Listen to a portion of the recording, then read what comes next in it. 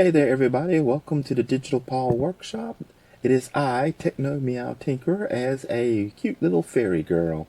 And today we'll be taking a quick look at Leaflit's new little program to help you with your VTubing.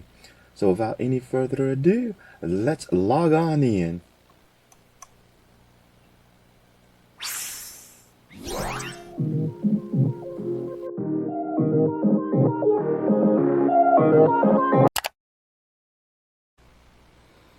So okay, here's the web page you can go to get Leaflet's new little program. Here I'll have the link posted on the screen and probably in the description. Of course, right here it says it's currently in alpha, so it explains why there was a few issues I am having with this, and hopefully I can offer some suggestions in this review that might can help.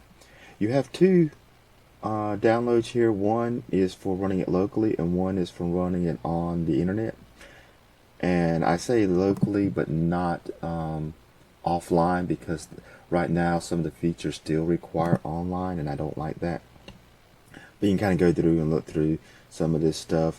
So you did say something about an API key, but I haven't found out anything so far on my quick test review of it. But I'm going to tell you, when you download, let's back up here, you'll get this right here is the raw file, and this is the creator. This is the one that's for working locally. This one is for doing the stuff online. I've already deleted the folder because I'm not going to play around with this quite yet, or at least not that much, because I'm more interested in this. Now you'll need something like 7-zip or WinRAR to unzip this so you can get all these files. And you'll come in here, and the one you need is the start as adventure. Now this is an MD file, so it may not show up as a readable file, so I use Notepad to read it, to open it up, so I can just click on it, and it gives you all this little information. I actually had to go through using ChatGPT because some of this stuff was either I don't use it enough to remember, or it was new to me. But I'll let you know that I had to use ChatGPT. Now, when you start up the start as adventure, you'll get this file, and it tells you the local host number for your browser. And so as you can see, I kind of got it already running in my browser. Now when I first do this, if I'm offline, like if I got my internet cut off, it takes a while for this to show up. But if my internet on, it don't take that long. Another issue I have, and this is one thing I hope they can kind of correct, is I sit here and I do my start web camera. It's saying loading me pip, and it'll come up saying something about can't connect. And so I wish they would fix it where I don't have to get online to connect to use my webcam. I don't know why I would have to be online, but if I can turn my internet on long enough for this to connect my webcam to this, and I can turn it off, and everything looks like it works fine. Now the microphone I can actually enable here. I can go ahead and enable microphone allow, and as you can see, it kind of goes ahead and it shows me talking there. Now for me, where is it, the mic threshold? See, if I yeah, there goes, see, it tells me it's failed to fetch dynamic imports. So yeah, it'd be nice if this, where I didn't have to connect along, where I could do everything locally offline. So if you can probably fix this for future versions, that way you don't have to be online, because I do a lot of my recording and then posting. I don't do a lot of streaming.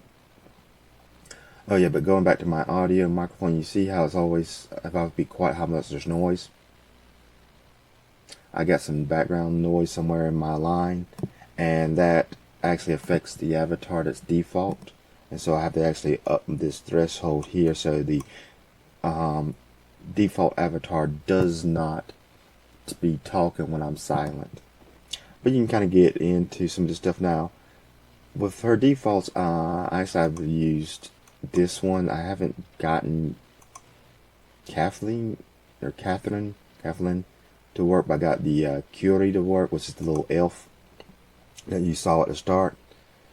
But the smell sensitivity seems to be pretty good. It's having trouble recognizing my frown face, and I even removed my glasses trying to blur my eyebrows and lower my side of my lips. I don't know if it's so much my beard might be getting in the way. It could be. I hadn't tried to surprise. Closed eyes, that seemed to work decently.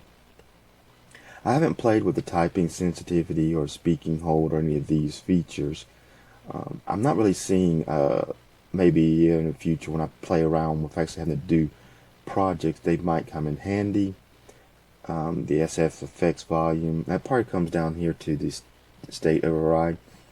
I wish I could actually, probably if I hit refresh, that might do it. Now, we'll see how long it takes for me to reload it. Now, see, I'm not online right now, which it don't like it don't take quite as long if you have it loaded, but you see how it's still taking a while for it to open up the local host.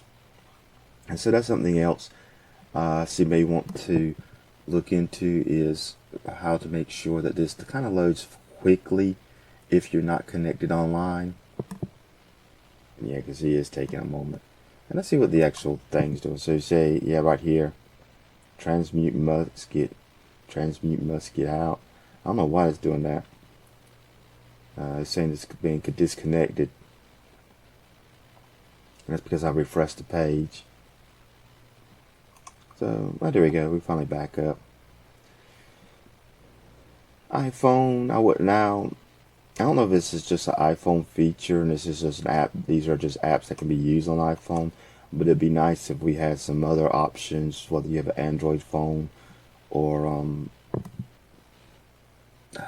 there's some other virtual webcam way setups. Like if I'm running VC Face, I can actually run this through here. Be, I guess, nice. I'm not sure if that will be feasible or workable.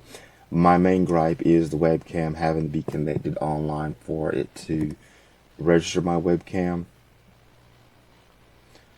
So let's see. You got some of these other ones like Curie is the one I got to work so far.